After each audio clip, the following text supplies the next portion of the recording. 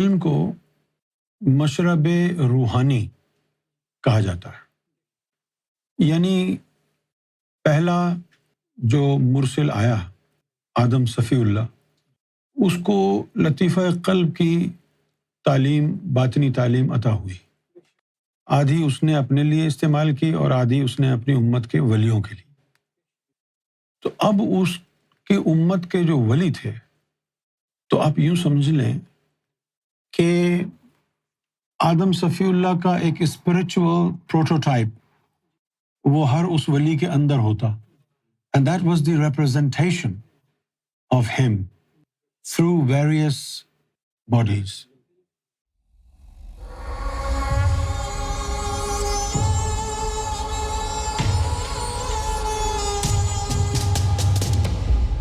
ان ہستیوں کا دنیا میں بار بار آنا، وہ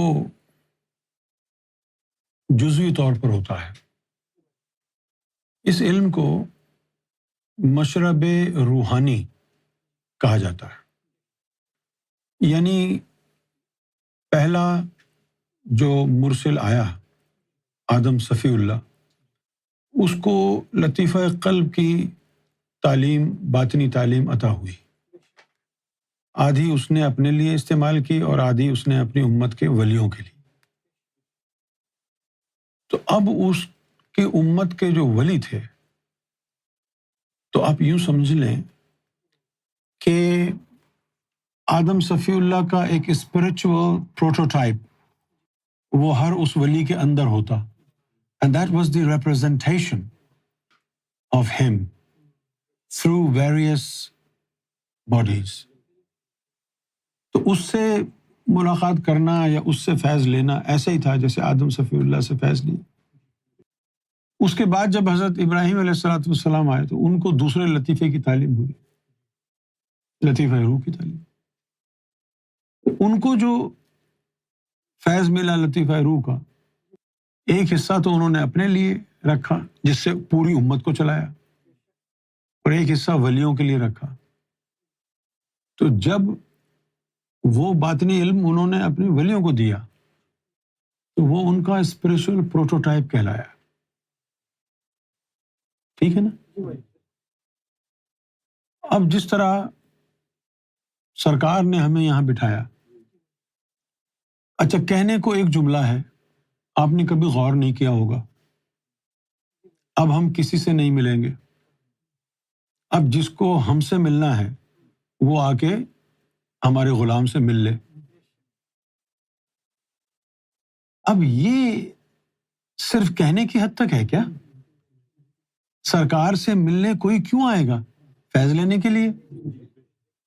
وہ میری شکل دیکھ کے چلا جائے گا کیا؟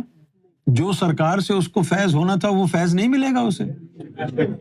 یہ ہے نقطہ سوچنے کا۔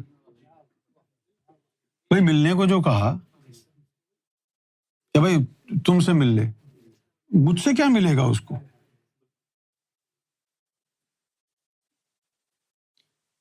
اگر صرف بات ملنے جلنے کی ہوتی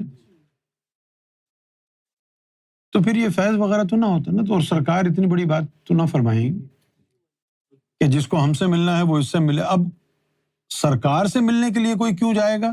فیض کے لیے۔ اب سرکار کہیں کہ نہیں بھائی ہم نے اس کو بٹھا دیا، اس سے مل لو، تو پھر فیض بھی وہی ہوگا نا جو سرکار سے ہوتا ہے۔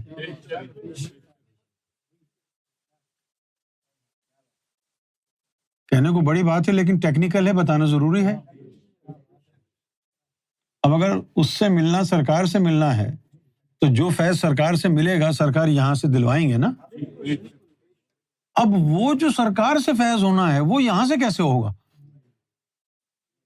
سرکار جیسا تو کوئی ہے ہی نہیں، تو وہ فیض پھر یہاں سے کیسے ہوگا؟ وہ اندر جو سرکار کا وجود بیٹھا ہوا ہے وہ سرکار سے ہی فیض ہو رہا ہے نا، کسی اور سے تھوڑی ہو رہا ہے۔ یہ ہے روحانی مشرب، یہ کہلاتا ہے۔ تو بہت ساری ہستیاں ہیں، سب ولیوں کے پاس باطنی علم کی اتنی کلیئرٹی تو ہوتی نہیں ہے کہ وہ پوری ایکسپلینیشن کے ساتھ آپ کو سمجھائیں۔ لہٰذا بہت سے کہہ دیتے ہیں کہ میں اس وقت کا خضر ہوں. اب اس سے مراد کیا ہے یہ نہیں معلوم.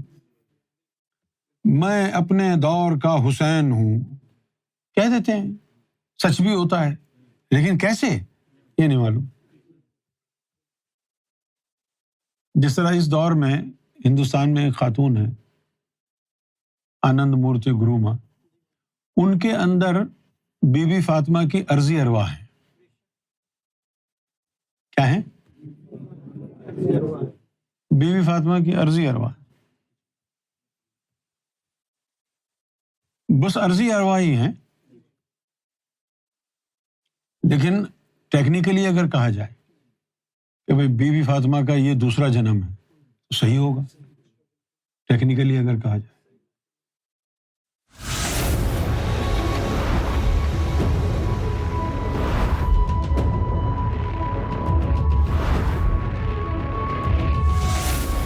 Amra TV, the place to connect with God.